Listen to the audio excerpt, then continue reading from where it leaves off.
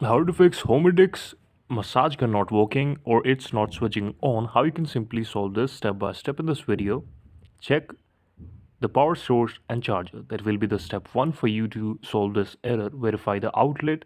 Ensure the power outlet is working by plugging in another device, and then inspect the charger. Look for any visible damage to the charger or cable. If it's not working, that's maybe due to the damage or any type of wire breakage between the cable.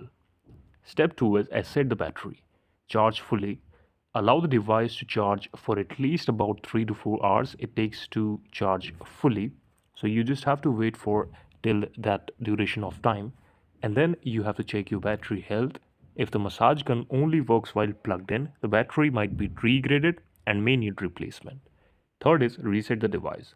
Some Homedics models have a reset function. To perform a reset, ensure the device is turned off. Press and hold the power button for about 10 seconds, then release the button and wait for a few seconds before turning it on again.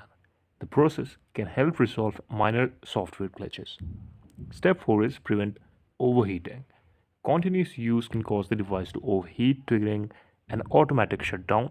So this could be the reason that it's not working. This is the video. Thank you so much for watching it.